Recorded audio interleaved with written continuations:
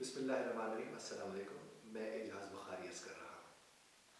देखिए जनाब वाला, हम अपने घर में या अपने ऑफिस में या जहाँ कहीं भी हम होते हैं, हमारे वहाँ पर चीज़ें कहीं ना कहीं पड़ी होती हैं। और आपने अक्सर देखा होगा, मैं जब भी अपनी बात करता हूँ आपके साथ तो मैं आपसे कहता हूँ कि अंग्रेज़ी ज़बान में बहुत से नाउन्स यानी नाम आपको आते हैं, उन्हें इस्तेमाल में लाइए। और फिर मैं हर अपने लेक्चर में कोशिश करता हूँ कि उनको मुख्तलिफ इस्तेमाल उनके आपको समझाऊँ और बताऊँ। अब आपने क्या करना है, 4-5 ये लफ्ज़ मैं आपकी खिदमत में पेश करूँ, बस यही आपने इस्तेमाल में लाने हैं। मिसाल के तौर पर किसी ने रिमोट कंट्रोल की बात की कि रिमोट कंट्रोल उसने पूछा, तो आपने अगर उसे कह दिया under the bed, under the bed. अब ये देखिए अंडर यानी नीचे। अब आपने उसे अगर कह दिया अंडर द बेड, तो आपने उर्दू नहीं बोली, आपने अंग्रेजी बोली सिर्फ अंडर द बेड कहकर। अगर वो बेड के नीचे है, अगर वो बेड के नीचे नहीं है, वो किसी टेबल के नीचे, तो आप क्या करेंगे? Under the table.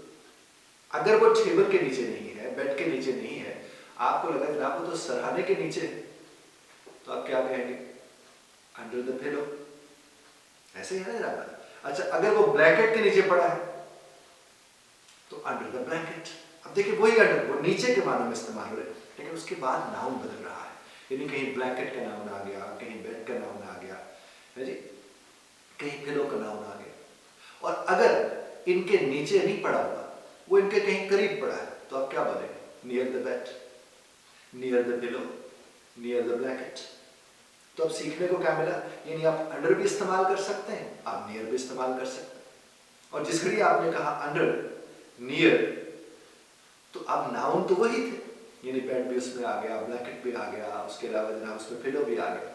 और अगर कहीं वो पिलो के ऊपर पड़ा, तो आप क्या कहेंगे? On the pillow. ब्लैंकेट के ऊपर पड़ा हुआ है तो आप कहेंगे ऑन द ब्लैंकेट। अगर वो बेड के ऊपर पड़ा हुआ है तो ऑन द बेड। अब एक लम्हे को देखिए कि ये जो ऑन होता है, जब टच करते हैं आप सरफेस को, उस जगह को, तो ऑन इस्तेमाल होता है। समझ रहे मेरी बात को? ये देखे ना, पिलो था तो पिलो के ऊपर वो रखा हुआ था, तभी हमने ऑन द पिलो कहा था ना। वो ब्लैंकेट था तो ब्लैंकेट के ऊपर रखा हुआ था, सरफेस को टच कर रहा था, तभी हमने ऑन कहा ना। अब इसी तरह से किसी ने पूछ लिया वो कप किधर है, कप, तो आपने उसके जवाब में कह दिया on the shelf. On the shelf, shelf के ऊपर है। बाजू का लोग चाय वाय पीते हो ना, कप उठा के कुर्सी के साथ नीचे रख देते हैं, तो उसे मुझे कप नहीं मिल रहा, किधर?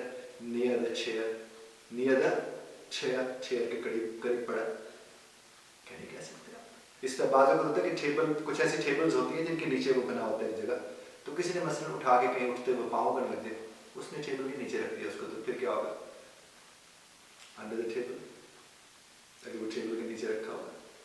इसी तरह से कोई चीज़, मसलन आपने टेबल के ऊपर काफ़ी सारी चीज़ें रखी हुई थी, प्लेट्स के साथ कहीं फोक पड़ा था या स्पून पड़ा था, तो कोई आपसे पूछता है यार मुझे स्पून नहीं मिल रहा, स्पून किधर है? तो आपने से क्या कहना है? Near the plate. और अगर फोक के साथ स्पून पड़ा हो तो आप क्या कहेंगे? Near the spoon. इस तरह बोल सकते हैं, तो बोलिए, मश्क करेंगे तो आएंगे, अगर मश्क नहीं करेंगे तो साफ नहीं आएगा। बहुत शुक्रिया ध्यान से सुन।